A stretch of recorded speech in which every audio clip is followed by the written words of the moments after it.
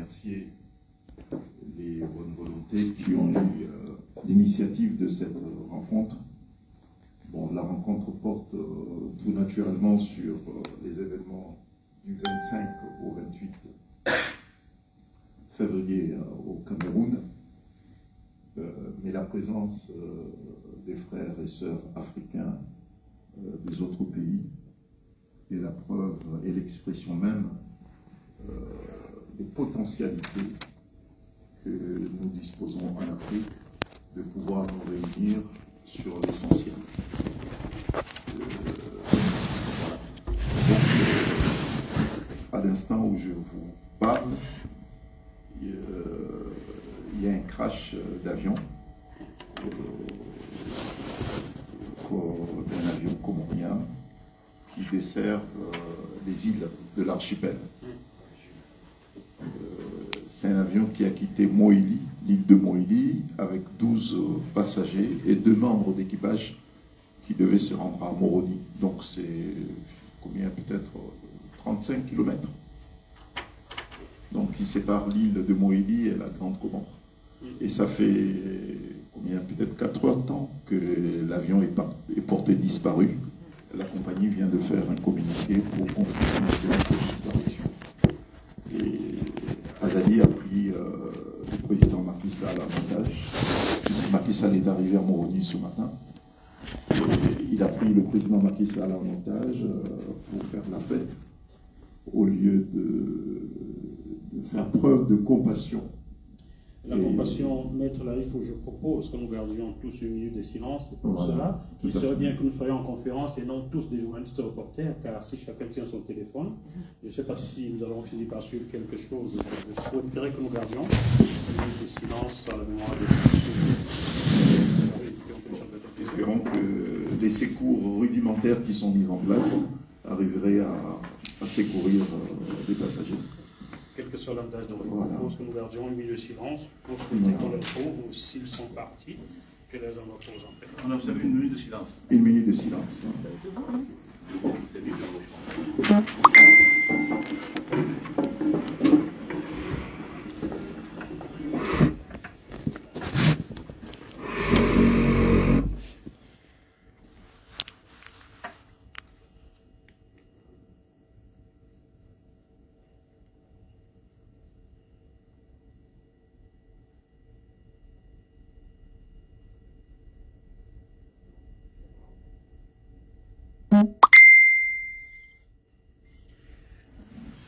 Merci beaucoup. Nous sommes tous africains. Jean-Célestin,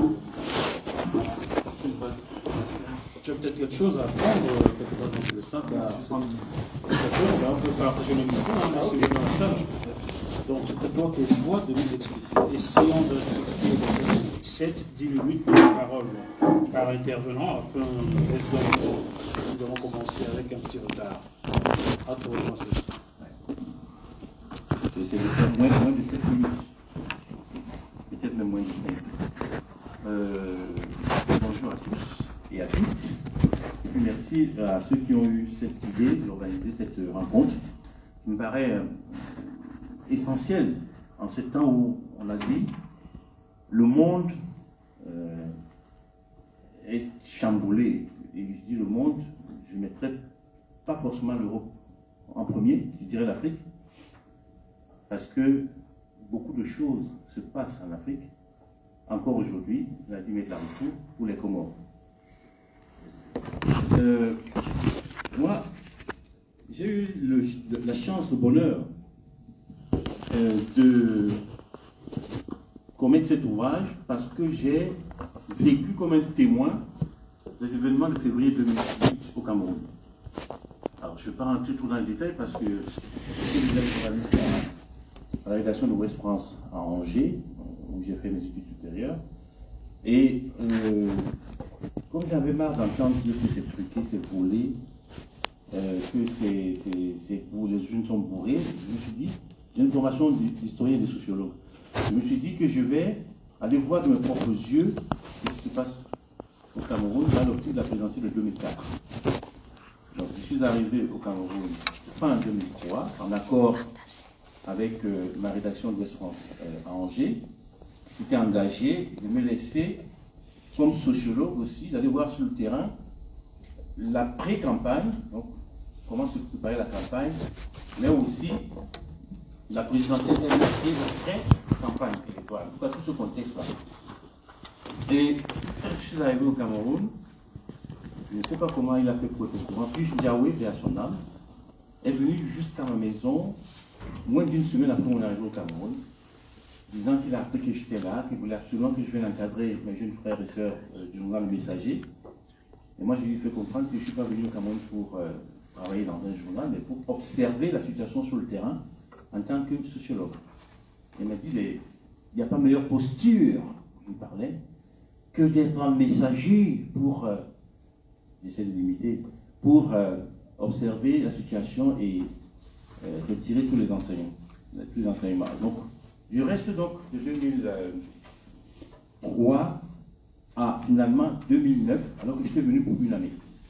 Entre-temps, bien sûr, j'ai accepté de travailler au Messager, et donc c'est ce travail au Messager qui me pousse à rester plus longtemps que prévu.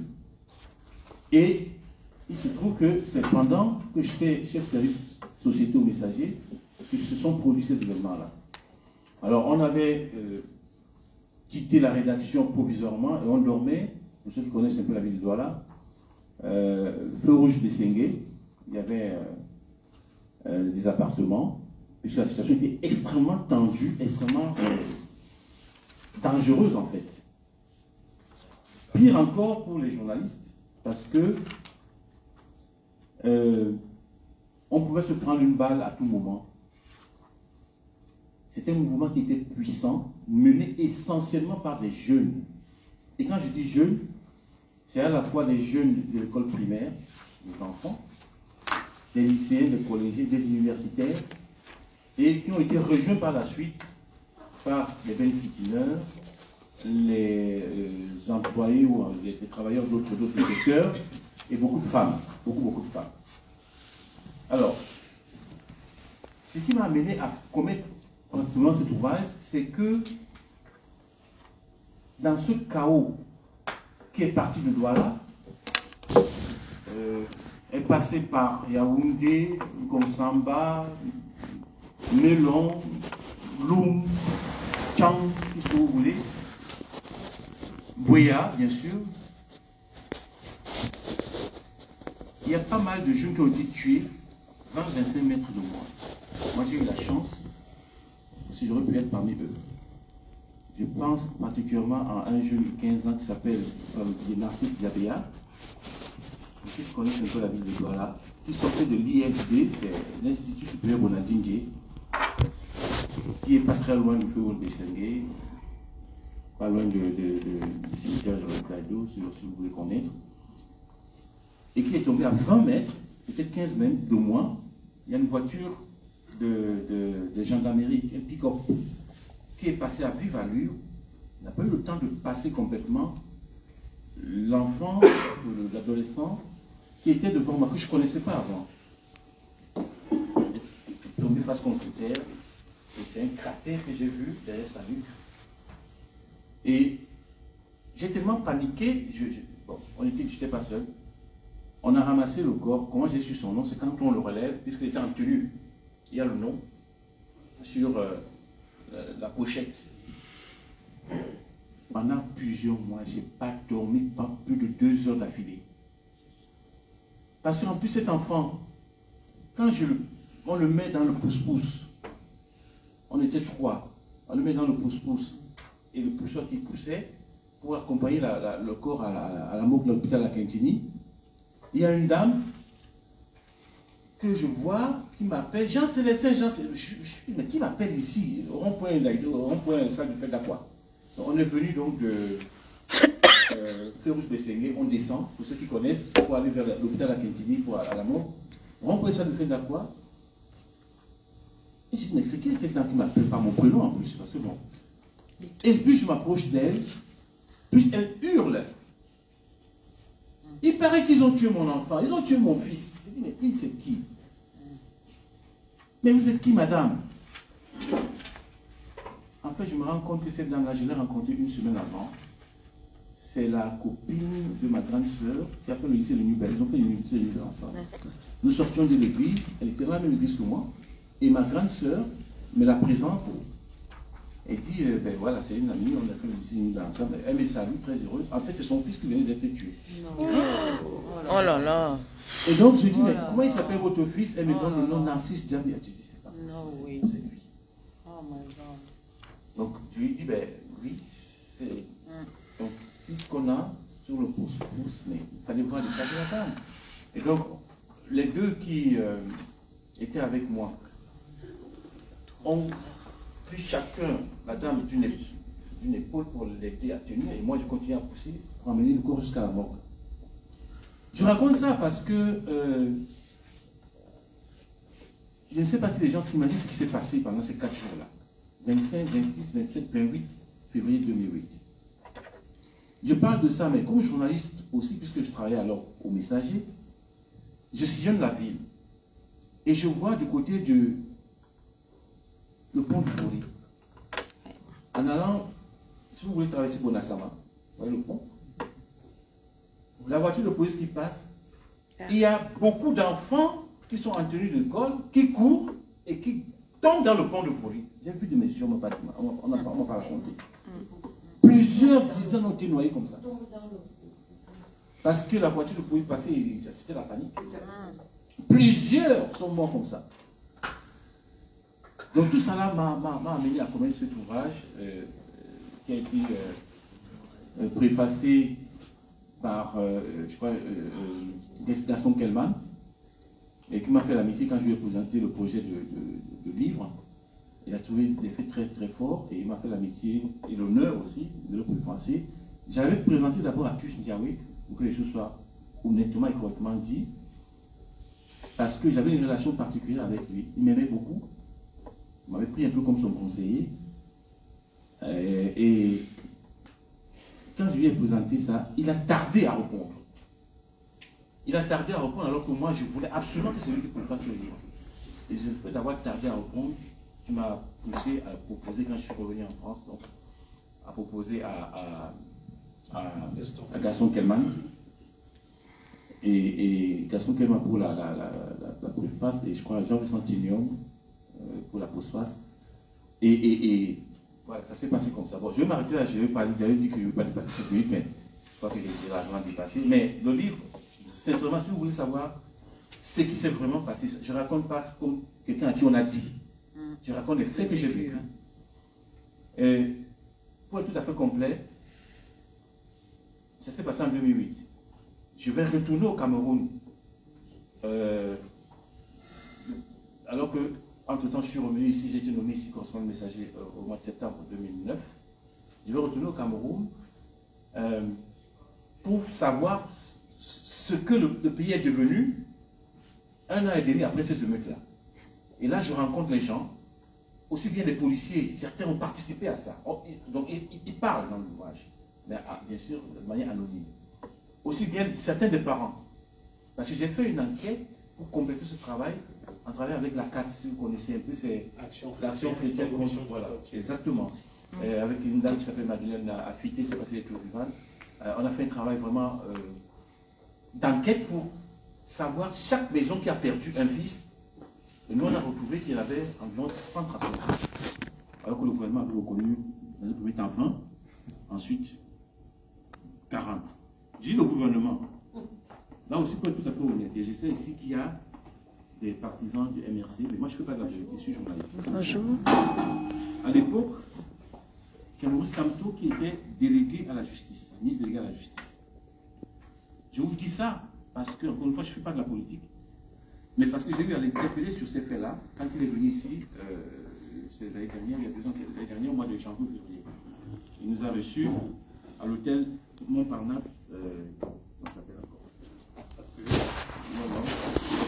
Il était à Montparnasse, Concorde Montparnasse. Ceux qui étaient dans la salle, je lui ai posé la question, puisqu'il demandait à la jeunesse de se mobiliser, de se lever pour protester contre ce qui se passe au Cameroun. J'ai dit, on a raison de se protester, Mais cette jeunesse-là, c'est sur elle qu'on a tiré, et j'ai dit, monsieur Kamto, j'ai beaucoup de respect pour vous, mais vous étiez ministre délégué. il a eu l'honnêteté, non seulement de reconnaître ce que j'ai dit, mais de m'avouer aussi que c'est à sa demande qu'une contre-enquête a été menée pour réévaluer le nombre de morts à 40 au lieu de 20 que le ministre de la Communication de l'époque avait reconnu dans un premier temps. Mais jusqu'à 40, ça restait sous-évalué puisque mon enquête a montré qu'il y en a eu au moins 139 qui ont été dit. Voilà, je m'arrête là et puis je reste à votre disposition pour répondre à toute question relative à ce sujet-là. Merci. Merci Jean-Célestin et félicitations pour ce travail. Vous me permettrez, avant de poser 2-3 questions à Jean-Célestin, de vous lire la quatrième de couverture de ce record. Du 25 au 28 février 2008, une double contestation politique et sociale jette des milliers de Camerounais, le plus souvent des jeunes, dans la rue. Ils entendent dénoncer le projet de révision constitutionnelle qui permet au chef de l'État, Paul Biya, de remplir pour un nouveau mandat tout en lui accordant une impunité à vie. Et protester contre la hausse des prix des denrées de première nécessité. Face à cette révolte qui embrase nombre de capitales régionales du pays, les forces de maintien de l'ordre chargent, faisant plusieurs dizaines de morts. 2 ans, ce livre a été connu 2 ans après. Alors, 2 ans après ces faits, le Cameroun a du mal à penser ces faits. J'ajouterais même que 14 ans après ces faits, le Cameroun, comme plusieurs autres pays d'Afrique, ont du mal à penser leur car ceux-ci parlent du Cameroun. Je connais le Gabon pour lequel j'ai couvert pas mal d'événements. Je pense à Bertrand Zibi, ancien député qui a démissionné du parti d'Ali Bongo et qui croule en prison depuis 2016. Je connais plein de prisonniers politiques en Côte d'Ivoire, au Gabon, au Bénin, au Togo. Bref, je ne connais pas un seul pays d'Afrique noire francophone où il fait bon vivre. Peut-être vous en connaissez, je serais très heureux que vous m'en montriez.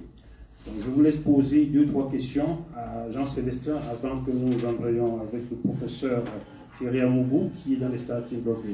Merci.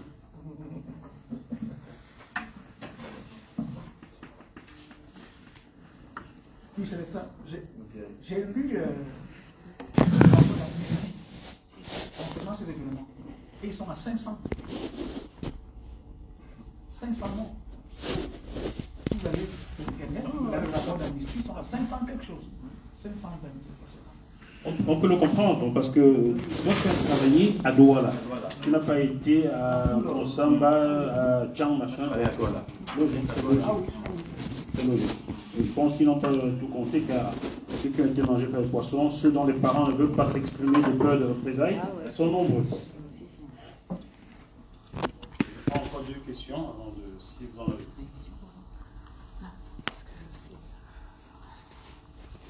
C'est en 2008 qu'il y a eu les bureaux pour les 2 tours. Oui, c'est 2008. Bon, ben, on reviendra là-dessus d'ici à la fin, car je comprends que l'émotion ait gagné nos êtres en ce moment, qui ne le serait pas. En fait, en 2008, j'étais encore étudiant, j'étais encore élève à l'époque. Et je n'ai jamais confirmé si réellement ce qui s'est dit. C'est qu'à l'époque, lorsqu'il y a eu la hausse des denrées alimentaires, avant ça, le président avait demandé une baisse. Il avait dit, je ne sais pas si c'est exactement ça, mais quand il y a eu la hausse, les gens protestaient parce que le président lui-même avait dit les prix, en fait, on avait parlé des prix nécessités devaient être baissés. Et il y a eu ça, et je pense aussi qu'avec ça, il y avait l'inflation au niveau du carburant. Il y avait ce petit bloc, il y avait aussi un petit truc, un petit mélange où on disait qu'en fait, il y a eu une rumeur qui avait été lancée à l'époque, comme quoi, comme le président Biya n'était pas tout le temps au pays, on avait lancé une rumeur comme quoi il était plus décédé. Donc ça soulevait tout ça, et je pense que c'est vrai. C'est vrai que c'est une période où la rumeur était sortie qu'il était décédé, donc effectivement qu'il était mort. Je crois qu'il était d'ailleurs à Genève à l'époque en Suisse. Et c'est aussi la même période, c'est vrai, quand il y a eu des manifestations, il y a eu des émeutes. Après, il a demandé à ce que les prix des denrées de première nécessité soient baissés. Et ça a été fait. Ça a été fait, les prix ont baissé. Comment? ça peut être appliqué. Ça a été baissé. Ils ont baissé certains prix, mais pas pas le prix qui frappait le peuple le plus pauvre en fait. Donc, ça se comprend dans un pays où tout le monde est roi à son petit poste, le douanier est importuné alors qu'il n'a jamais envie d'insister. Ça se comprend, hein? Je pense que si c'est M. Dia qui demande de laisser les preuves bien faire son travail, on n'en serait jamais arrivé. Voilà. Nous allons poursuivre avec le professeur Thierry Amougou, qui est enseignant-chercheur à l'UCL, l'UCL de Bruxelles. Qu'est-ce que ça signifie l'UCL encore là? L'Université catholique de Louvain. Ah, l'Université catholique de Louvain, Madame Maria. Donc, vous allez intervenir, professeur Thierry Amougou, sur le thème « Quelle transition politique et quel pouvoir pour la paix au Cameroun ?» Je vais vous demander qu'on vous passe le micro afin que votre son soit assez conséquent. Merci beaucoup.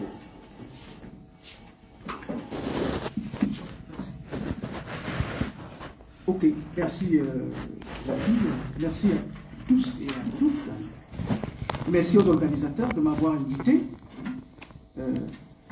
Je crois que vous êtes des organisateurs ouverts, parce que très souvent les associations ne sont pas ouvertes au débat.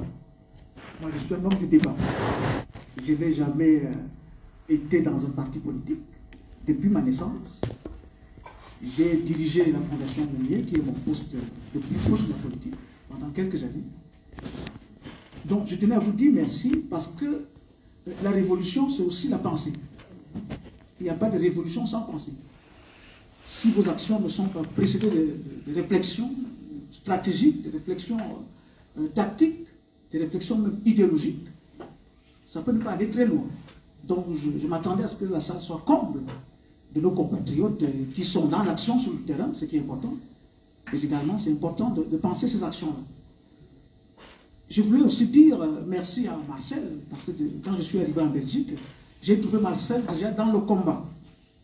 Et Marcel est particulier. Marcel est particulier. Vous savez, je suis économiste, et les flux, quand vous étudiez l'économie, c'est des montagnes russes. Ça monte, ça descend, ça monte, ça descend. Et le combat panafricain, même camerounais, pour les libertés, suit un peu cette dynamique-là. Des sommets, des bas, des sommets, des bas. Mais quel que soit le moment, vous allez trouver Marcel. C'est très important. Ça veut dire que c'est une valeur fondamentale. Que ça monte, que ça descende, que ça se tasse, que ça reparte, vous grattez, vous trouvez Marcel. Donc, il serait peut-être important qu'un jour, on récompense ces gens-là, qui, eux, sont toujours là. Ne sont jamais au zénith, ne sont jamais au repos, mais sont toujours là. Ce sont des valeurs vraiment très importantes. L'économiste que je suis dirait que Marcel est une valeur fondamentale, c'est-à-dire de base, de fondation. C'est extrêmement important. Et pour entrer dans ce débat, je voulais faire un petit crochet. Nous parlons de paix, nous parlons de guerre, nous parlons de mort. Un petit crochet par l'Afrique. Et parler un peu du Mali, quelques mots. Ce qui se passe au Mali, ce qui se passe en Ukraine, ce sont des choses qu'on peut regrouper. Et ce que nous faisons ici, ce sont des choses qu'on peut regrouper. Comment est-ce qu'on peut les regrouper? À travers un paradigme, à travers une date importante, une période importante. 79-80. 79-80, c'est quoi? C'est le deuxième choc pétrolier. 79-80, c'est quoi? C'est la révolution iranienne, l'ayatollah. 79-80, c'est quoi? C'est le néolibéralisme qui s'installe, Reagan Thatcher. 79-80, c'est quoi? Avec justement le pape qui est du côté des capitalistes. Et qu'est-ce qui se crée? C'est un paradigme transnational. À savoir que les États disparaissent, les identités disparaissent, on construit un vaste marché où c'est la culture occidentale qui triomphe, où c'est le marché qui triomphe, et où il n'y a plus d'ordre étatique, et où les identités sont reléguées. C'est ce paradigme-là qui vole en éclat aujourd'hui. C'est lui qui vole en éclat au Mali. Le Mali, c'est l'échec de l'ajustement structurel. Des États qui ont été détruits, des armées qui n'ont plus été financées. Le Mali, c'est l'échec d'une démocratie qu'on croit être du café instantané. C'est l'Afrique des militaires qu'on a connue en 60 qui revient, après avoir fait un processus démocratique depuis 80. Donc nous sommes en échec total. Ce qui nous montre aussi que nous devons construire nous-mêmes nos démocraties. Le Mali, c'est quoi? Le Mali, c'est aussi l'échec de ces gens qu'on a dit démocratiquement élus. Est-ce que vous vous rendez compte que les coups d'État militaires, crée moins de morts en Afrique que les troisièmes mandats. Posez-vous la question de savoir, que veut-il la démocratie lorsqu'un troisième mandat tue les gens et lorsqu'un coup d'État militaire est supporté par la rue et légitimé par la rue. Donc vous voyez, c'est l'échec de ce paradigme qui s'abîme là au Mali. Et le Mali n'est qu'une cellule à travers laquelle on peut vivre pour le continent africain. Et lorsque nous allons en Russie, on se rend réellement compte que l'URSS a été démantelée par ce même paradigme. Et que ce que Poutine fait, c'est une reconquête identitaire, une reconquête culturelle. Et qu'il veut recréer les conditions d'un nouveau paradigme qui peut changer encore la donne.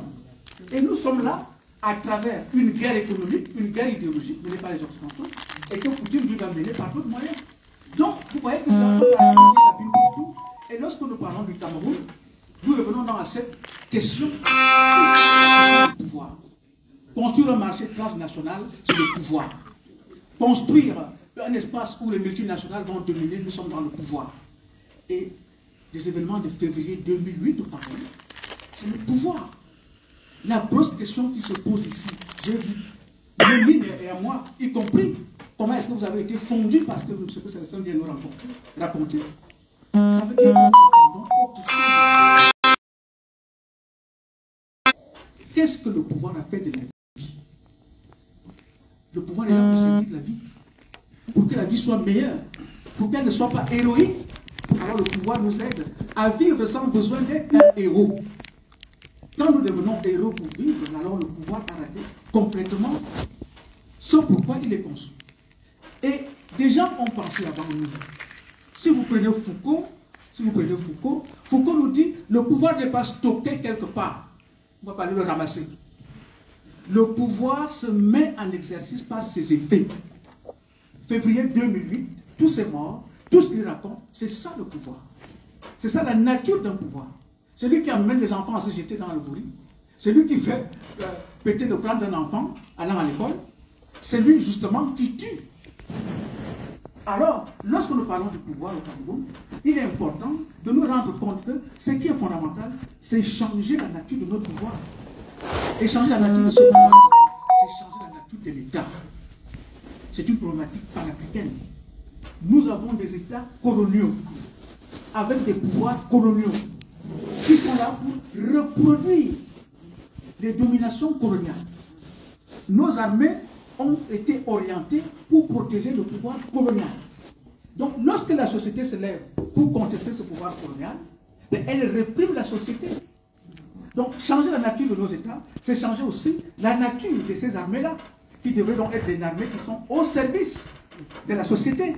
Hein? Donc, cette problématique du pouvoir est fondamentale chez nous, et le pouvoir dont nous avons hérité est un pouvoir qui crée la pauvreté, qui crée les peurs, la mort, un pouvoir qui crée les inégalités, un pouvoir qui crée la répression, et donc un pouvoir qui crée la régression.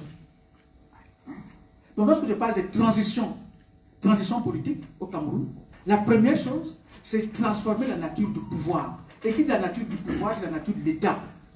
Et qui dit la nature de l'État, dit la nature de ses institutions.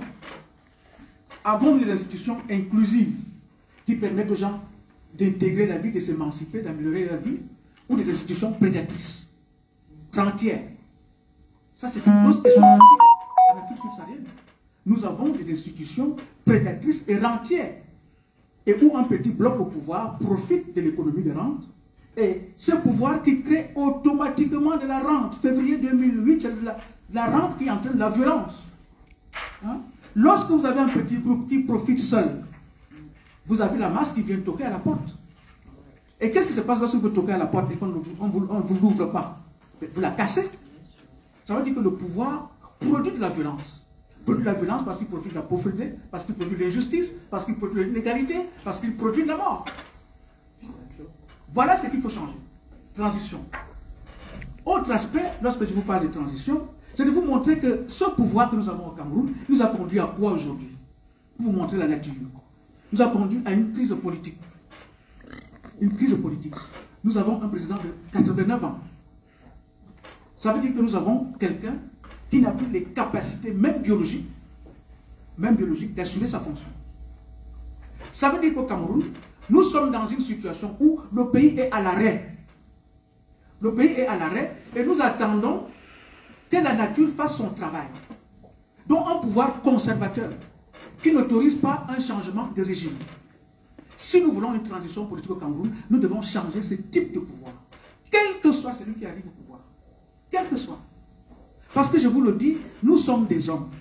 Nous sommes des hommes, nous aimons le pouvoir, nous aimons avoir de l'argent, nous aimons la vie facile. Quiconque arrivera au pouvoir avec les mêmes institutions ne va pas les changer. J'ai dit que nous sommes des hommes. Si le peuple ne met pas la pression pour que ce type de nature, ce type d'état la chance, quiconque arrivera va garder. Je vous prends un petit exemple. Notre constitution dit que le chef de l'État peut se présenter juste à ce que mort s'en suive. Vous croyez que quelqu'un va arriver au pouvoir et va changer ça? Non. Personne ne va changer ça. Donc il appartient au peuple camerounais de désigner des choses qui peuvent transformer ce pouvoir pour qu'il revienne au peuple, pour qu'il ne soit pas conservé par des individus qui arrivent au pouvoir. Ça, c'est un aspect fondamental. La crise politique, c'est aussi ça. Hein? Parce que lorsqu'on change cette constitution, on autorise justement l'armée à tuer les gens et on autorise la situation que nous vivons aujourd'hui. Ça veut dire que même si notre président, moi je ne lui souhaite pas la mort, hein, c'est notre destin à tous. On ne discute avec personne. Ça veut dire que ce pouvoir-là nous a bloqués dans une situation où, même si il ne marche pas, et qu'on tripatouille les élections, mais il est au pouvoir, il continue. Il continue. Donc, soyons libres de nous dire aussi, est-ce que nous voulons aller jusqu'au bout? Si nous voulons aller jusqu'au bout, alors est-ce que nous sommes prêts à mettre dans la Constitution une limite d'âge pour diriger notre pays? Est-ce que nous sommes prêts à le faire? À dire que si quelqu'un a atteint 80, il ne peut plus être candidat à la présidentielle. Il faut être courageux de faire ça. Parce que si on ne le fait pas, je vous dis, ce n'est pas la dernière situation que nous vivons. Ce n'est pas la dernière. Hein? Alors, autre aspect qu'entraîne ce pouvoir, c'est une crise économique. Est-ce que vous vous rendez compte que nous sommes actuellement sous ajustement structurel? Le Cameroun, la Guinée équatoriale, la République centrafricaine, le Gabon, comment on l'appelle, le Congo-Brazza. Nous sommes à nouveau sous ajustement structurel. Ça veut dire que c'est un pouvoir de crise économique aussi. Pourquoi? Parce qu'il y a mal gouvernance. Ça veut dire qu'on quitte l'ajustement structurel pour aller encore vers l'ajustement structurel. Qu'est-ce qu'on peut faire avec ça? Rien du tout. Parce que nous sommes sous tutelle. Un pays sous ajustement structurel est un pays sous tutelle. Autre crise vers laquelle nous a conduit ce pouvoir, c'est la crise sécuritaire. Mais regardez le Cameroun aujourd'hui. Regardez Boko Haram qui frappe au nord. À l'est, la frontière est devenue poreuse. Regardez le rapport avec nos compagnons anglophones. Nous sommes en guerre, presque une guerre civile. Alors, lorsqu'un pouvoir n'arrive pas à créer de la sécurité, c'est aussi un problème énorme. Et il n'arrive pas à créer de la sécurité justement parce que si vous regardez la crise anglophone, la crise anglophone est un problème de mal-gouvernance, je dirais même de paresse politique. C'est un vieux problème. C'est un vieux problème. Mais comment est-ce qu'on l'a géré? On l'a géré de façon clientéliste. On copte quelques élites anglophones qu'on nomme à des postes et on laisse le peuple qu'on veut tout simplement donc assimiler. Or, on doit savoir que dans les sociétés, les minorités sont très dangereuses. Les gens ne savent pas ça. Pourquoi? Parce que les minorités, parce qu'elles sont justement des minorités, parfois refusent le projet démocratique. Parce qu'elles savent qu'elles vont y perdre. Dans les sociétés, c'est très souvent les minorités qui prennent les armes. Parce qu'elles se disent, si on va vers les urnes là, comme vous êtes majoritaire, vous allez continuer à nous marcher dessus. Donc nous, on prend les armes pour dire, c'est fini, on veut notre pays à part. Et il faut donc faire attention avec ça. Extrêmement attention, parce qu'il faut écouter la société. Ça veut dire qu'il faut prendre soin de la société. Si vous ne prenez pas soin de la société, ce genre de phénomène arrive, où les gens trouvent la chose pour laquelle ils peuvent se sacrifier. Oui. Lorsque quelqu'un a trouvé une chose pour laquelle il peut se sacrifier, alors vous n'avez plus aucun pouvoir sur lui. Hein? Le philosophe nous dit, c'est lui qui néglige sa vie pour une cause devient maître de la vôtre. Il a déjà trouvé. Moi, je peux me tuer pour cette eau. Alors, vous, débrouillez-vous, c'est vous qui voulez rester en vie. Moi, j'ai déjà trouvé. Pour cette eau, moi, je me tue. C'est extrêmement important. Donc, crise patriotique. Regardez ce qui se passe avec la crise patriotique au Cameroun. Nos footballeurs sortent, nos handballeurs sortent, nos karatékas sortent, ils ne rentrent plus. Ça, c'est une crise patriotique. Rupture avec la patrie. Parce qu'il y a problème économique, problème politique, problème social. Je préfère aller me débrouiller ailleurs. Et crise nationale. La guerre avec les anglophones, c'est la nation qui se délite, qui se frite, qui fuit de partout comme une passoire. Et puis, je dirais, plus grave encore, crise de l'avenir. On n'a pas encore atteint notre avenir qu'il est déjà en crise. Vous savez pourquoi? Regardez les enseignants. L'avenir d'un pays, c'est l'éducation. Si les enseignants ne sont pas payés, ça veut dire que la vie, le Cameroun de demain est déjà hypothéqué, est déjà en crise. Puisque les enfants, les gens disent que les enfants ne vont pas à l'école parce qu'il y a plus de nations. Est-ce que vous voyez à quel niveau on place l'éducation au Cameroun? Pour remplir le stade, on ferme les écoles. Et on ne paye pas les enseignants. Comment peut-on ne pas payer les enseignants, les gens qui forment nos enfants, c'est-à-dire le Cameroun de demain? Et regardez le salaire des enseignants au Cameroun. Le salaire des enseignants. Donc, si vous regardez, je ne vais pas m'étendre, si vous regardez l'histoire du monde, vous verrez que le monde anglo-saxon a pris de l'avance par rapport aux autres grâce à l'éducation. Les protestants ont beaucoup éduqué la peuple. Contrairement aux catholiques qui étaient obscurantistes, ne voulaient pas qu'on sache lire pour ne pas lire la Bible. Mais si.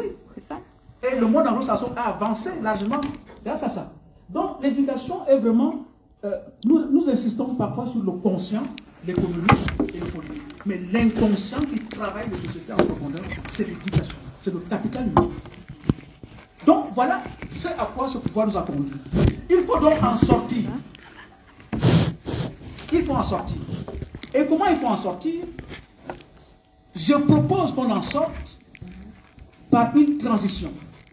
Une transition, pour faire simple, c'est un changement.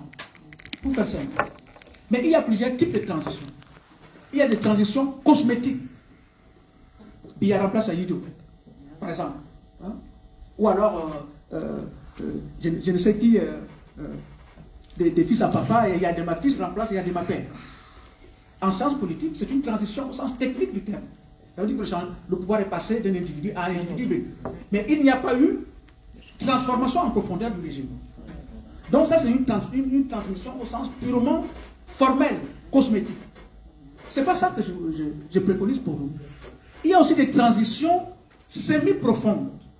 À savoir que l'homme change, vous voyez, peut-être parce qu'il provient de l'opposition, mais on reste dans le même régime. Vous voyez, un opposant camerounais peut arriver au pouvoir, mais avec les mêmes institutions, avec le même président à vie quand il veut, avec un président toujours irresponsable devant ses actes dans notre constitution. Ça veut dire que l'opposition va prendre le pouvoir, mais on va garder les mêmes institutions. C'est semi-profond. Mais la transition que je préconise est donc une transition profonde, à savoir changer les leaders, parce que les leaders doivent au moins changer, même si l'administration va garder plusieurs anciens qui sont toujours là, on ne pourra pas changer ça. Changer la nature des institutions aussi, et changer la nature du pouvoir.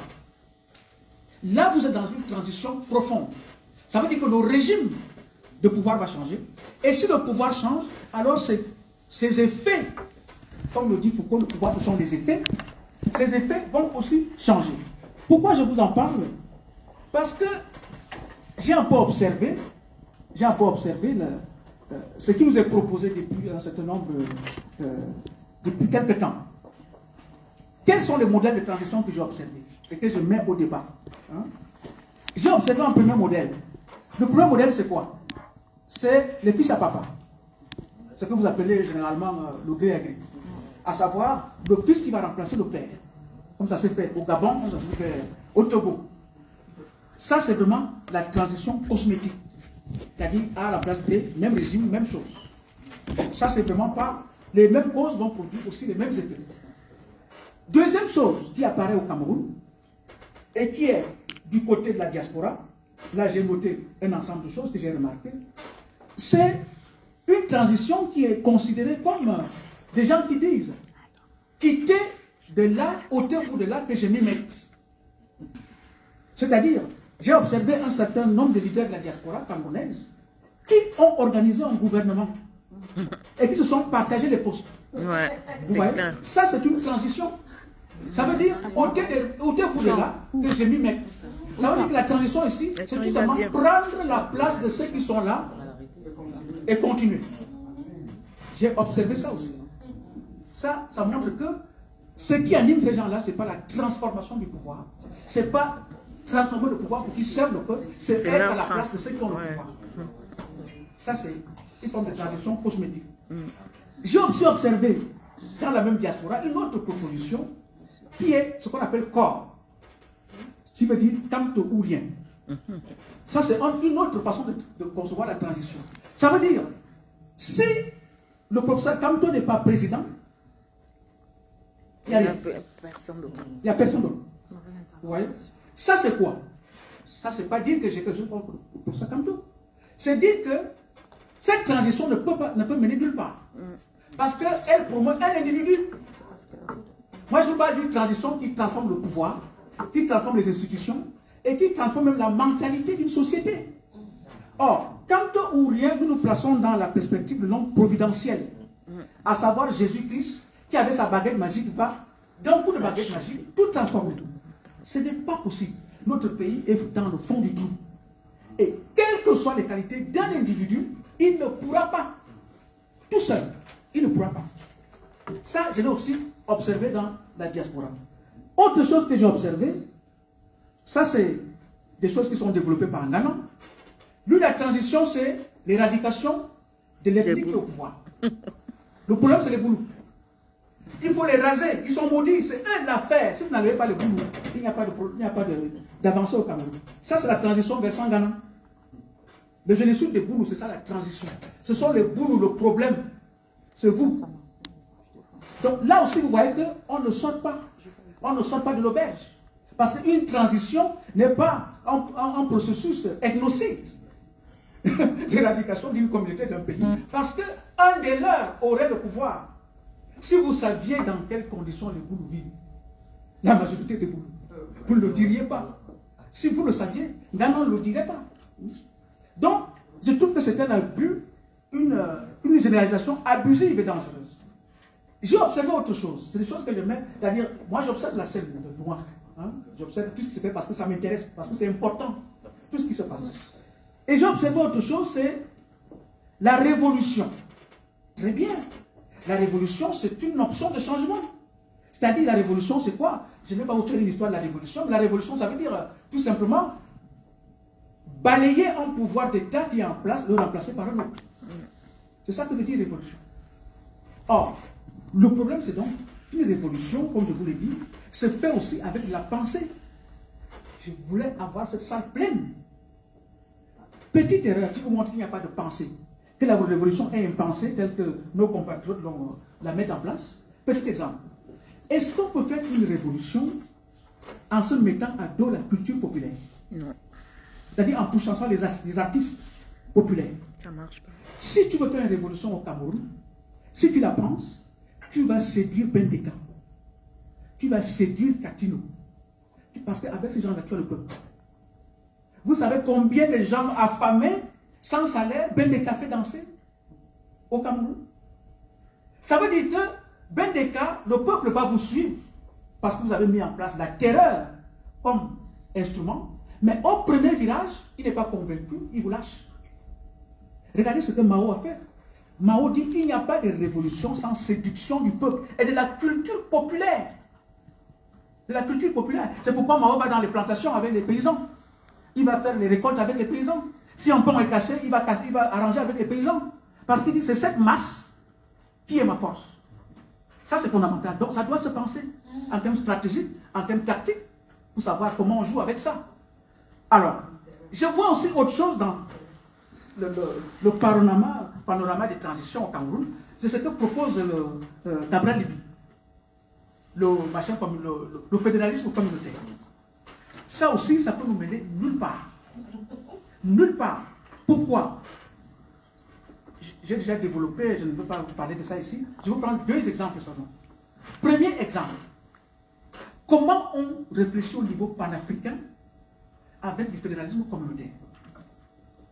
Est-ce que ça veut dire que pour construire les États-Unis d'Afrique, il faut revenir sur les frontières des États? et les redéfinir à travers des communautés? Est-ce que c'est plus facile de faire les États-Unis d'Afrique en gardant les États avec les frontières d'aujourd'hui, qu'en les remettant en cause pour dire il y a les États au Gabon, en Guinée équatoriale, au Congo-Brazzaville.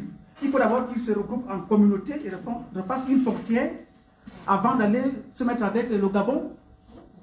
Qui va accepter ça? Est-ce que ça peut même fonctionner? Deuxième question. Est-ce que vous savez tout ce que peut faire une communauté?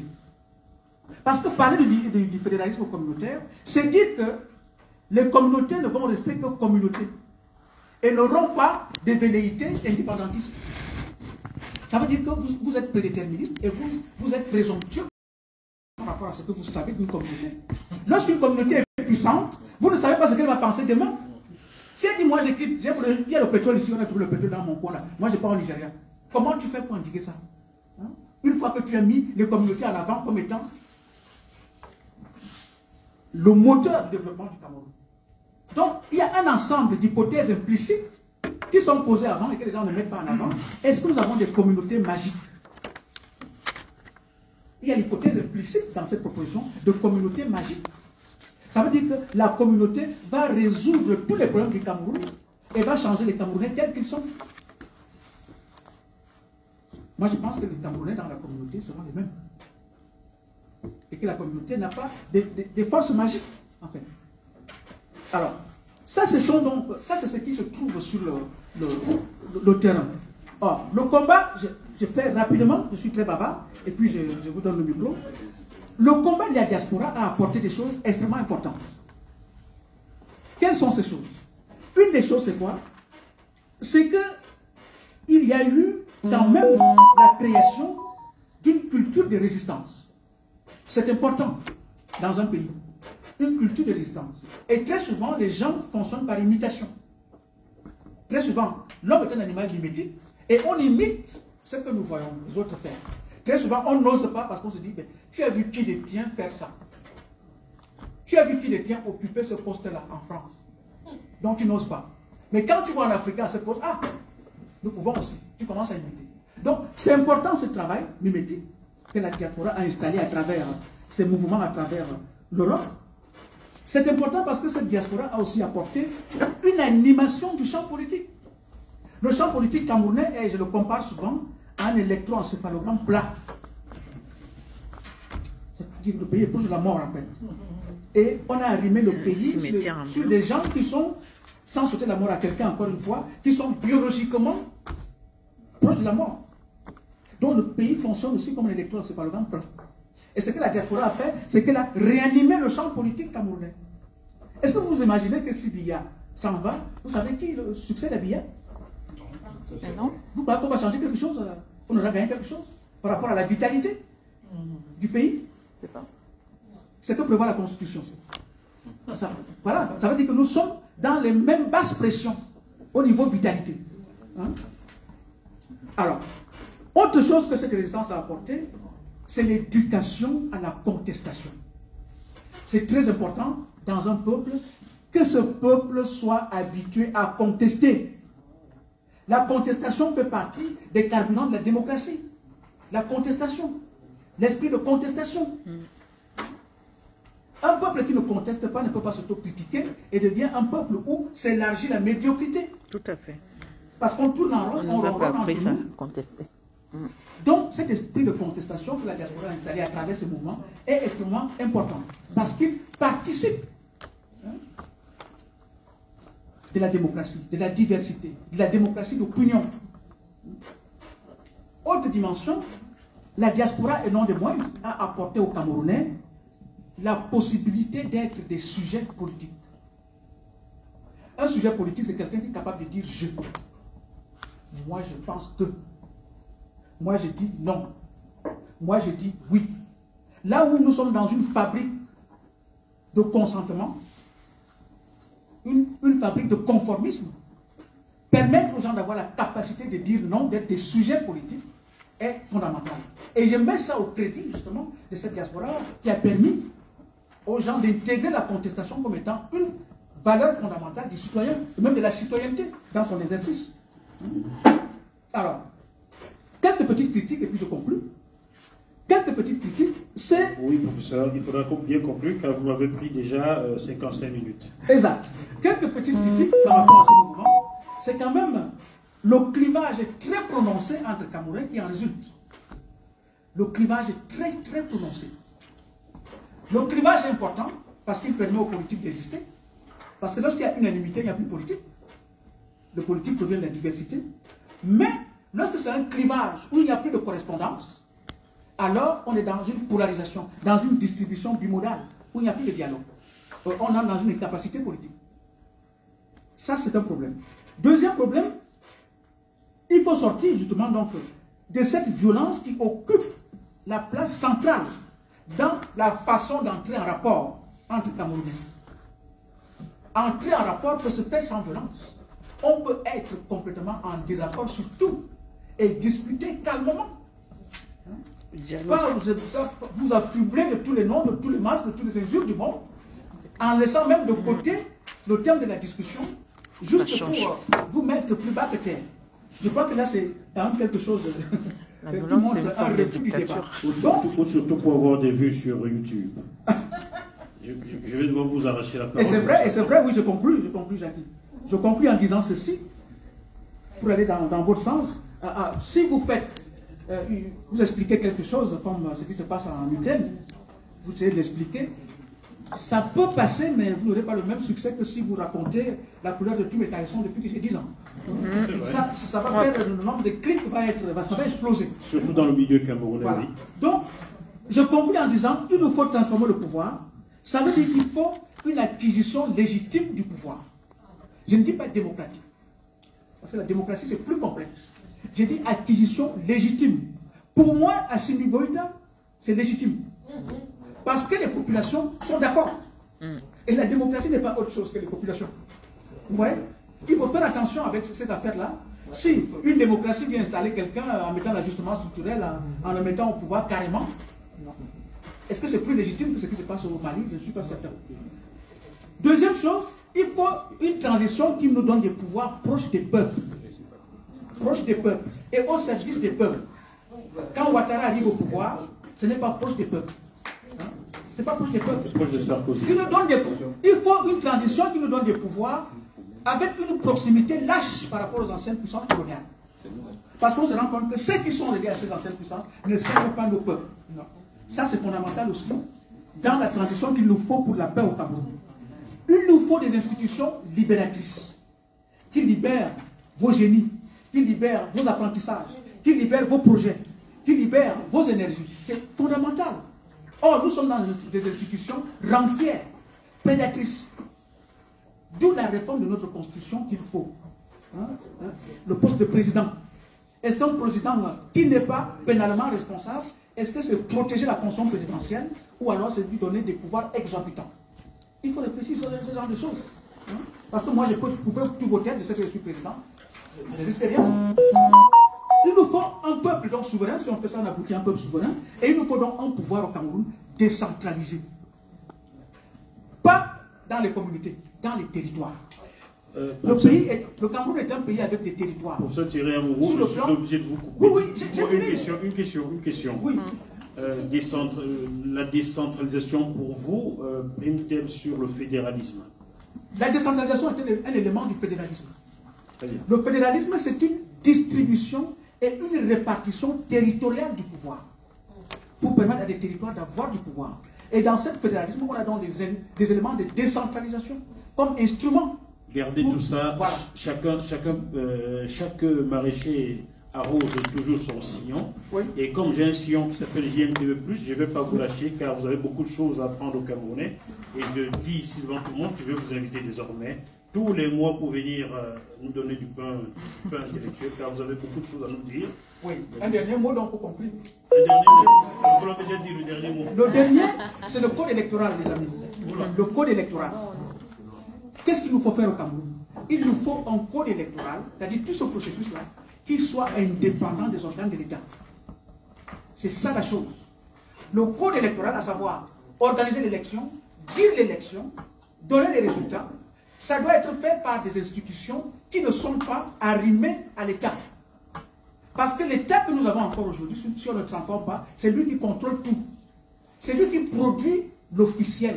Vous voyez? Le discours officiel. Quand on dit j'ai gagné, on dit que c'est l'individu qui parle. Mais quand le Conseil constitutionnel parle, c'est ça l'officiel. Donc, produire l'officiel, ça veut dire avoir le pouvoir d'État. Et enfin, la réforme du code électoral implique donc aussi la réforme de notre société, nos mentalités, à savoir instaurer une culture d'évaluation, sanction systématique. Est-ce que nous sommes évalués dans nos travaux au Cameroun? Est-ce que ceux qui dirigent sont évalués? Est-ce qu'ils sont sanctionnés? Et quand ils sont sanctionnés, nous ne savons pas pourquoi. Les gens sont en prison, on ne sait pas pourquoi. Qu'ont-ils fait? Les dossiers qui relèvent de l'État, c'est-à-dire la gestion de la chose publique, doivent être connus des citoyens. Je dois savoir pourquoi Jackie est en prison. La justice n'est pas discriminatoire, elle n'est pas discrétionnaire. C'est-à-dire, on vous dit, on va accélérer les perviers parce que le président, on va ralentir parce que le président... Pour cette série, donc, on doit avoir toutes ces réformes-là. Pour cette série, je demande que l'assistance applaudisse pour cette série. Merci beaucoup. Et j'ai pris l'engagement, je vous lâche pour cette série où chaque mois, il vous faudra suivre un petit peu plus. Et ceux qui veulent comprendre un peu plus sur ce que le professeur Thierry dit, suivez dans mon média. Voilà, ça ne m'apportera pas l'argent si vous me suivez, hein. Ce n'est pas sur YouTube désormais. JMTVplus.com, vous vous abonnez, vous suivez. Si vous voulez mettre de l'argent, n'hésitez pas, mais si vous n'en mettez pas, vous regarderez quand même. Ça ne m'apporte rien. Je ne suis pas sur YouTube. Voilà, merci beaucoup pour cette série. Vous savez quelqu'un de poli qui était très intelligent. Si vous venez de nous le confirmer. Avant de poursuivre, de donner la parole à quelqu'un que j'ai commencé à admirer aujourd'hui, je voudrais vous demander de me permettre de vous présenter quelqu'un qui a fait plusieurs kilomètres pour être là aujourd'hui. Elle est en face de moi, je l'ai rencontrée pour la première fois il y a 3 ans devant l'ambassade de France à Washington. Donc Micheline, merci à toi d'avoir fait le déplacement. Donc, elle est là, vous ne la loupez pas. Hein. Donc dis-nous 2-3 petits mots avant que je me passe la parole. Maître Merci beaucoup, bonsoir à tout le monde, bonsoir à ceux qui nous suivent à distance. C'est un plaisir pour moi d'être là. Donc en fait, j'ai levé la main parce que j'ai une question pour le professeur. Ouais. J'espère que la réponse sera courte, c'est bizarre. Professeur, je voulais savoir, je vous ai un peu entendu parler de, c'est vrai, vous avez dit des bonnes choses sur la diaspora. Mais le seul truc qui m'a un peu intrigué, c'est quand je vous ai entendu parler de corps. Pas parce que je vais défendre le corps, mais parce que quand on essaye de mélanger ce qu'un activiste peut dire et ce que le professeur Maurice Kamto dit. Parce que corps, en fait, a été créé par les activistes, certains activistes de la diaspora. C'est leur slogan, Kamto ou rien. Mais je pense que le professeur Kamto, il n'a rien à voir avec ça. Donc quand on essaye de... Enfin, quand vous avez parlé, j'ai eu comme impression que vous disiez, voilà, au moins c'est un truc... Kamto, rien, c'est un peu ce que M. Maurice Kamto pense ou c'est qui? Non, c'est pas ce qu'il a dit. Non. Merci madame, c'est juste une illusion. Kamto, rien n'a rien à voir avec Kamto. Je parle des choses qui me paraissent des propositions de transition et portées par des acteurs précis. Donc, corps, c'est pas Kamto. Je parle de corps en tant que corps, c'est ce que le corps propose. Et je suis sûr que chacun d'entre nous représente un corps, qui n'est pas un corps dans cette salle. Voilà, donc, je ne dis pas que c'est Kamto qui dit ça. Mais mon corps c'est CORPS. Ah bon. Il parle de corps, l'entité. Maître Saïd Arifou, c'est à nous maintenant. Vous êtes avocat au barreau de Paris et de Moroni. J'ai trop fait oublier Moroni. Je voulais éviter. Président de l'ONG Waraba Afrique, vous allez nous entretenir sur les droits de l'homme et prisonniers politiques aux Comores. Je vous en remercie vraiment. Essayons de battre le record en moins du professeur Thierry. C'est possible. Nous avons encore 45 minutes dans cette salle à Pont-Nouville. Je ne vais pas le défendre. Je vais tout simplement dire que son intervention très riche. Est riche et tout à fait justifiée au regard des défis auxquels le Cameroun doit relever. Donc, je trouve même qu'il était fixant, puisque ça mérite ne serait-ce que ce thème, le thème qu'il a abordé, méritait une conférence spéciale. Voilà. Donc, je tiens quand même à le féliciter pour son travail et surtout sa passion. Et merci de nous donner la parole. Je suis très honoré pour cette invitation. Vous voulez bien garder le micro, sinon on n'a pas le son. Merci. Voilà. Donc je vous remercie pour cette honneur. Je suis très fier de prendre part à cette conférence sur les droits de l'homme. Je pense que cette conférence est une contribution pertinente à cette nécessité de rassemblement des forces vives d'Afrique pour aborder ce sujet crucial. L'actualité immédiate en Afrique est celle que nous vivons à l'instant même en Europe, puisqu'à l'instant où nous tenons cette conférence, il y a des bombes qui frappent des innocents. Nous enregistrons des morts à l'instant où nous sommes présents ici. Donc ce que nous disons ici, ce n'est pas une curiosité de l'esprit ou bien une curiosité intellectuelle, mais nous parlons des choses concrètes. Nous parlons des tragiques, des situations tragiques.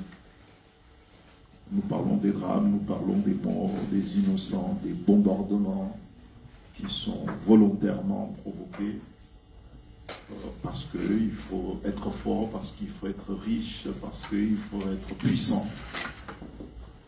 Voilà. Donc ceux qui ont imaginé le siècle dernier, ceux qui ont imaginé le siècle...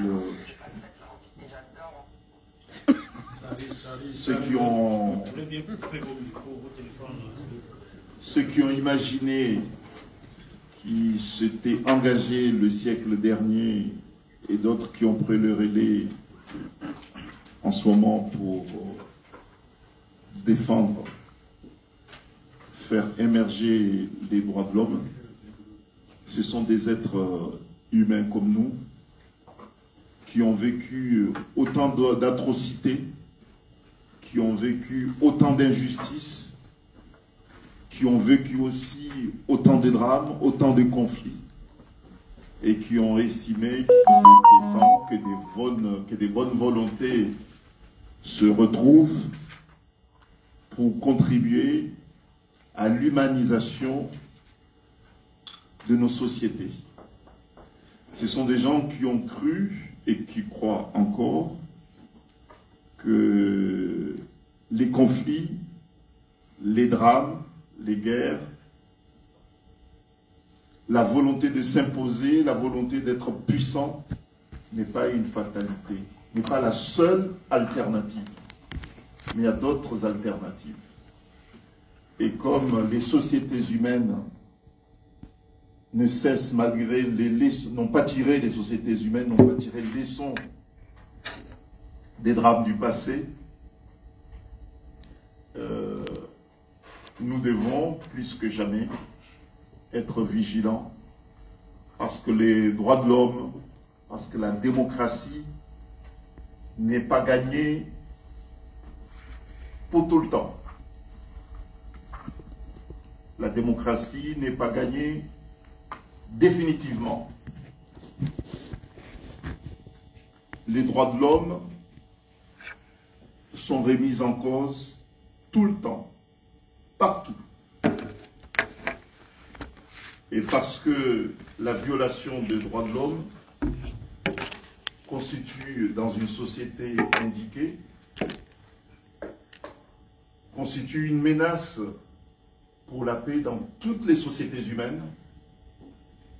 Hier, plus qu'hier, aujourd'hui plus qu'hier, c'est une réalité, puisque ceux qui sont dans le fond de l'Afrique, avec leur petit appareil portable.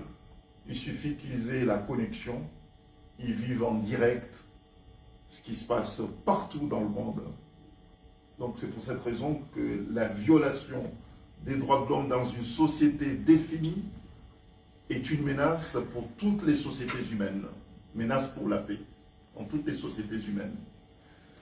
Bon, donc les rencontres comme celle-là qui portent sur le drame qui s'est produit au Cameroun nous interpellent tous. Nous devons parler que du Cameroun, de ce drame. Mais c'est très difficile aujourd'hui de dire que je suis le seul à avoir été victime d'atrocités. Impossible. Puisqu'il s'agit d'un crime et d'un crime contre l'humanité. Et lorsque vous parlez de crime contre l'humanité, ça veut dire que c'est un crime qui touche, qui bouleverse la sensibilité humaine. Et lorsqu'elle bouleverse la sensibilité humaine, elle n'a pas de couleur. Elle n'a pas une zone géographique. Mais elle touche l'être humain. Et c'est pour cette raison qu'on parle de crime contre l'humanité. Elle touche la sensibilité humaine. Ce qui s'est passé au Cameroun nous interpelle tous. L'impunité des crimes commis au Cameroun du 25 au 28 nous concerne puisqu'il s'agit d'un crime contre l'humanité. Nous retrouver tous ici pour parler de cela, c'est ce qu'on appelle la solidarité. Je ne parle pas, parce que c'est beaucoup plus facile pour nous de parler de la solidarité africaine. Il s'agit de la solidarité humaine, donc qui dépasse les limites géographiques. Et donc, c'est pour cette raison que spontanément, moi, lorsque j'ai été sensibilisé par rapport à ce drame, avec Ouaraba, qui est une organisation panafricaine qui regroupe de nombreux pays d'Afrique, nous nous sommes prononcés en faveur d'un signalement auprès de la CPI. C'est un grand programme, ça. La CPI est prompte à attraper Barbeau et rien d'autre. Bon, vous savez, c'est un combat qu'il faut mener sans relâche. Parce que vous verrez tout ce qui se passe, les atrocités. Ce qui se passe, par exemple, aujourd'hui en Ukraine, la CPI ne sera pas saisie. C'est une certitude. Voilà. Si c'est en Afrique. Voilà, la CPI ne sera pas saisie, comme d'autres crimes d'ailleurs qui ont été commis, que ce soit en Libye, que ce soit. Comme le Parlement britannique, de l'assassinat de Muammar Kadhafi. C'est le politique. Bon, vous savez, moi là-dessus, c'est bien qu'il y ait des intellectuels, des écrivains, des intellectuels africains qui écrivent. C'est bien, puisque c'est une contribution pour la vérité, justement. Mais j'ose espérer qu'en plus de vous, on aille encore plus loin, en constituant un lobbying africain. Exactement. Lorsque je parle d'un lobbying africain, je parle des Africains qui ont les moyens de mettre en place une coalition, non pas de se venger de qui que ce soit, mais une coalition, un lobbying d'Africains pour demander à ce que les vérités sur les différents crimes soient établies. C'est à nous les Africains, justement. J'espère qu'on vous permettra de toujours exercer à Paris. Maître, parlez-nous maintenant de la cause des prisonniers politiques au Comores, s'il vous plaît. Voilà, bon, donc c'est pour dire que nous, les Africains, nous avons les moyens aujourd'hui. Hier, mais plus qu'aujourd'hui, nous avons les moyens de bouleverser, de chambouler pour justement arriver à un certain nombre, à une certaine forme d'équilibre des choses. Nous ne devons pas attendre ceux qui sont à l'origine de nos malheurs rétablir la vérité. Exact. Ça sera la leur, mais pas forcément la nôtre. Ou bien la vérité tout court. Bon, donc, j'ai fait une introduction beaucoup plus... Ah oui, ben, il va vous rester très peu de minutes pour nous parler des prisonniers politiques. Bon, voilà, donc... Ça m'intéresse, ça nous intéresse. Bon, les prisonniers politiques, il y en a un peu partout en Afrique francophone. Moi, s'agissant des Comores, il y a eu plusieurs épisodes d'instabilité politique aux Comores depuis l'accession des Comores à l'indépendance en 1975. Bon, il y a eu la présence aux Comores de Bob Denard. Du français Bob Denard. Du français Bob Denard. Il faut bien le préciser. Merci. Mon adversaire à la cour d'assises de Paris 2 fois, lors des procès du président Abdallah et le procès du président Dioar. J'étais 2 fois en face de lui, comme avocat de la partie civile. Il est mort, donc, hein? Il est mort, non? Ouais, ça date. Oui.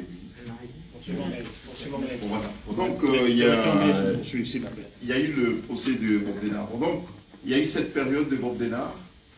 Il y a eu des morts. Il y a eu la répression. Il y a eu de torture. Et Abdallah est décédé, est mort, a été assassiné par le même Bob Denard. Bob Denard qui était son protecteur, son gardien, l'a tué.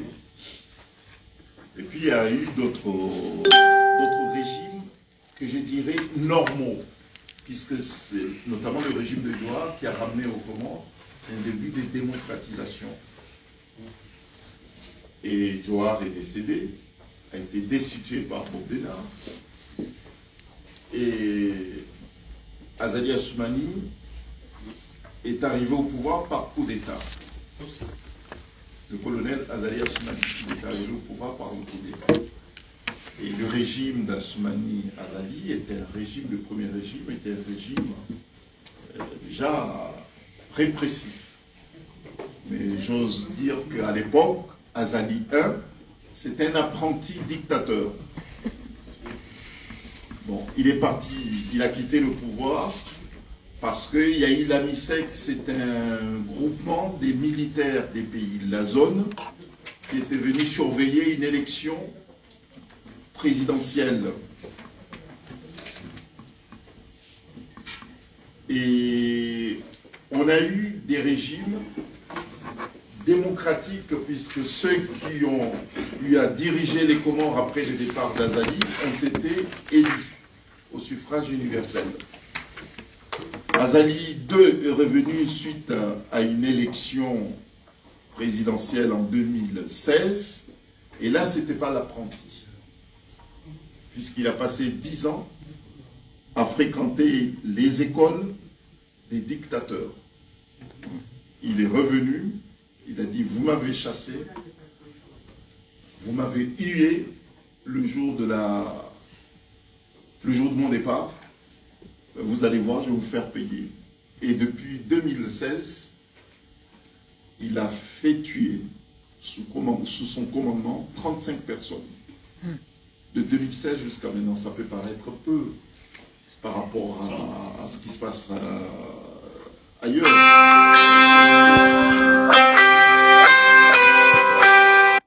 Pour un pays de 900 000 habitants, c'est beaucoup. Et surtout lorsqu'il s'agit d'assassinats politiques. Là, à l'instant où je vous parle, le nombre des prisonniers politiques, on dénombre 90 personnes qui sont en prison pour des raisons politiques. Il y a un ancien président de la République qui est en détention il est détenu depuis plus de 3 ans, détention provisoire, depuis 3 ans. Et lorsqu'on pose la question au juge, les journalistes posent la question à un ministre, le ministre de la Justice, le ministre de la Justice, il dit, écoutez, sa détention est illimitée. C'est pas une blague, hein, c'est vraiment une... Assoumani n'aurait pas rendu visite à Paul Biya entre-temps, parce qu'au Cameroun, il y a des 10 ans de détention provisoire. Voilà, bon, donc, vous avez battu le record, alors. Bon, donc, je pensais que le record, c'est Azali qui l'avait... non. Vous voyez? Donc, lorsqu'on pose la question au ministre, il dit, bah, écoutez, sa détention est illimitée. Voilà.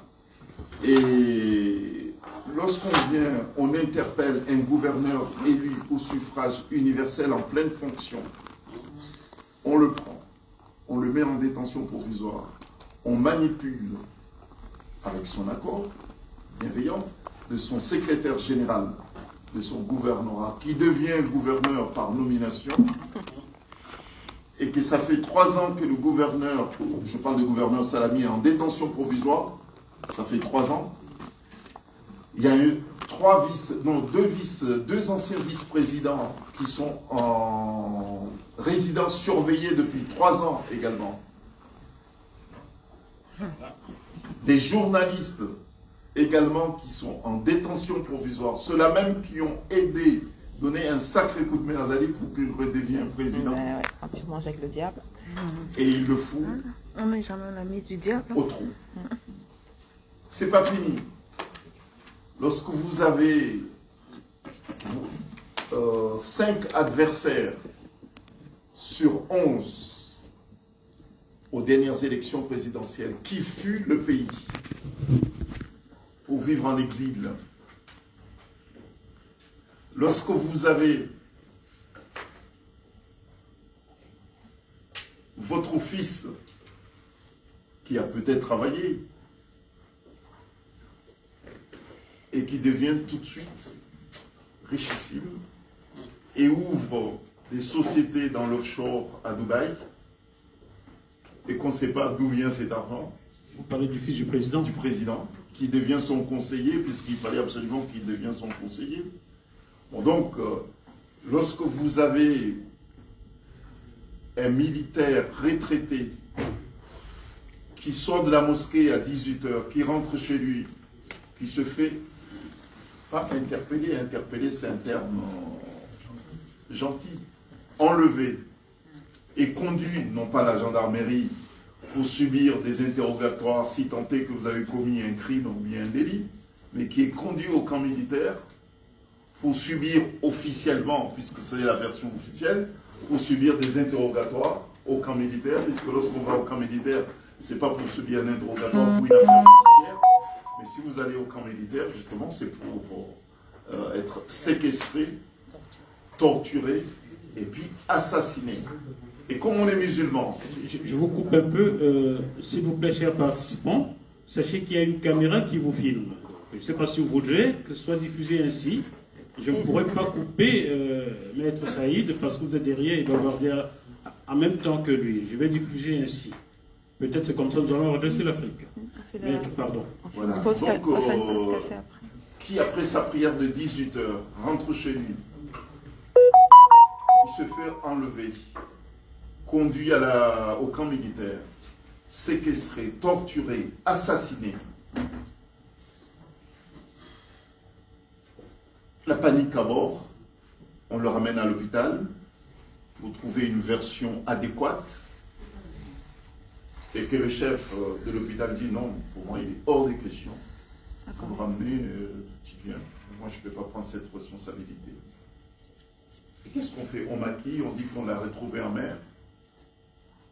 Non, c'est pas possible.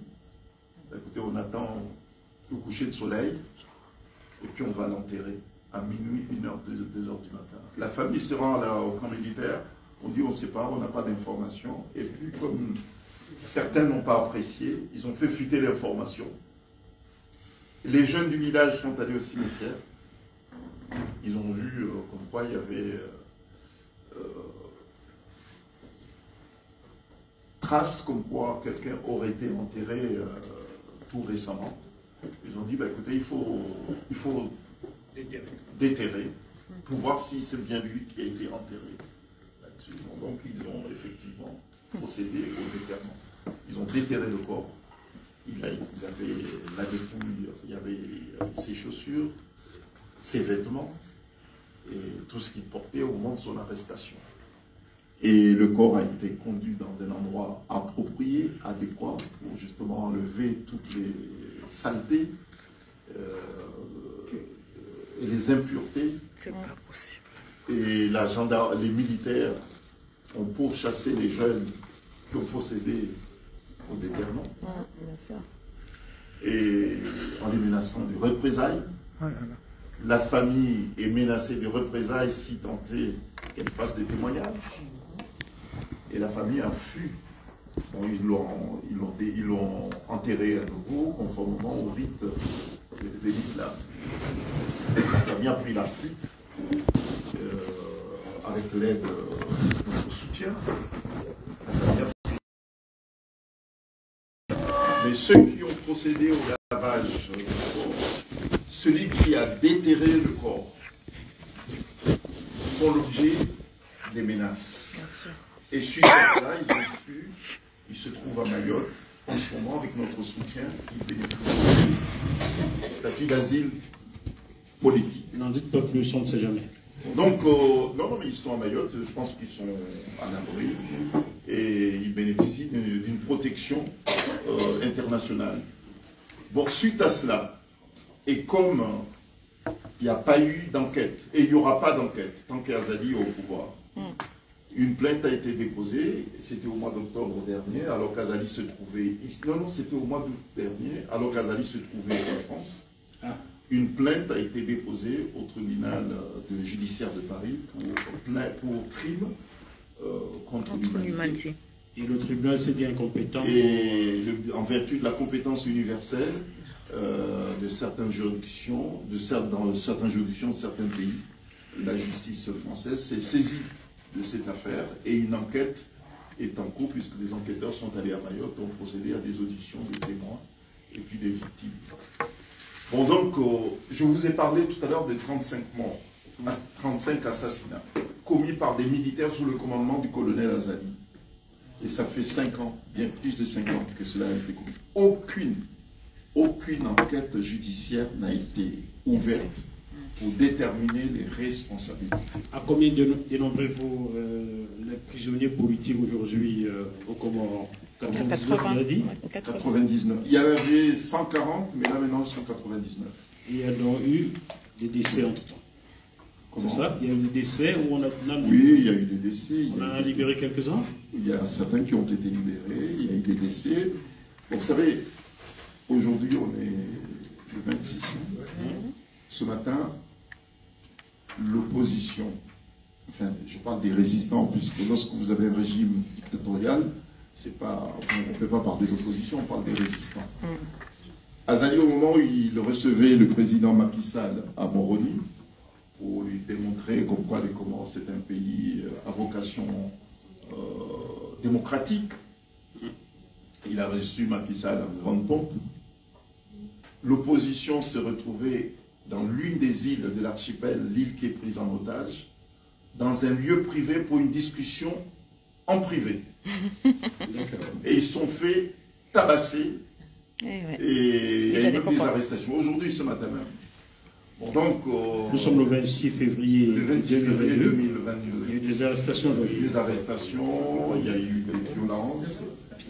C'est aujourd'hui, ça s'est passé aujourd'hui même. À l'île d'Angoulême. Bon, donc,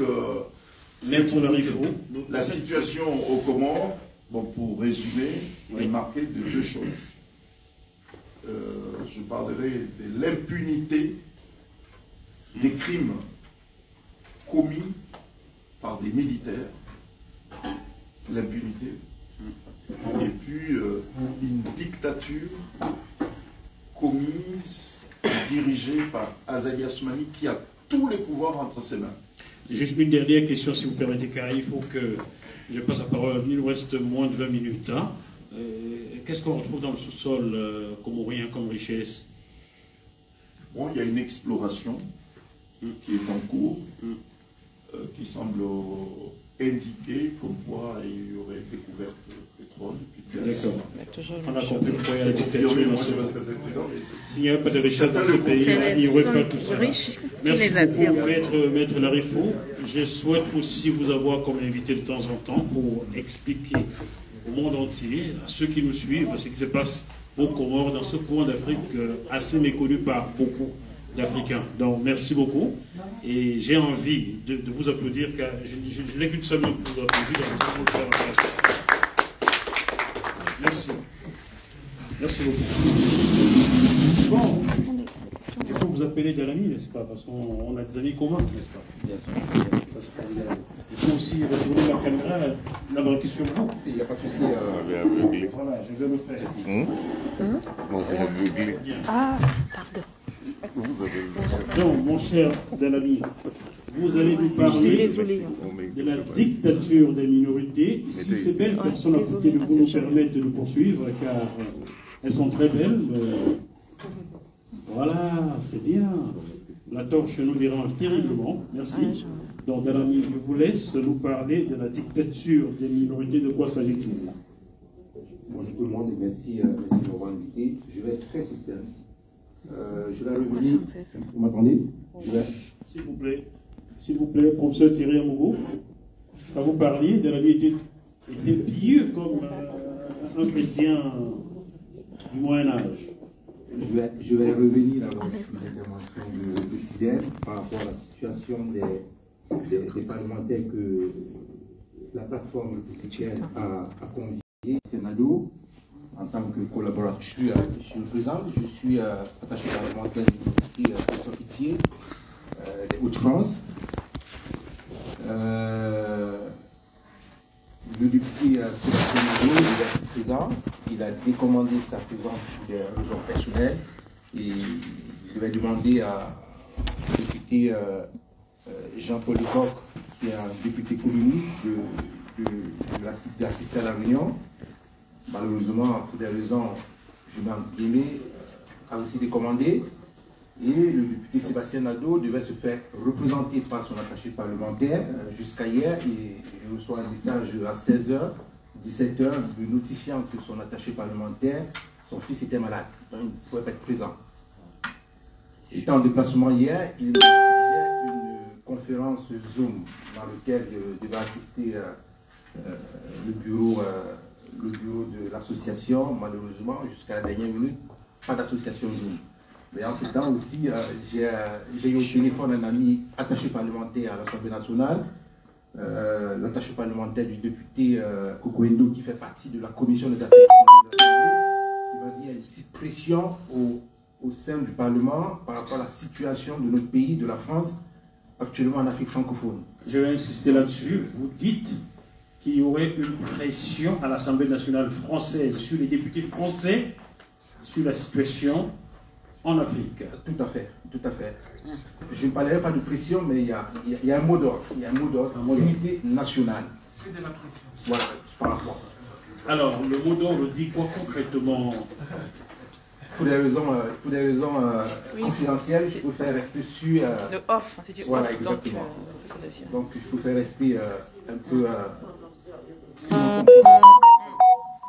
c'est ce point que je voulais exactement appuyer par rapport à l'intervention de Fidel.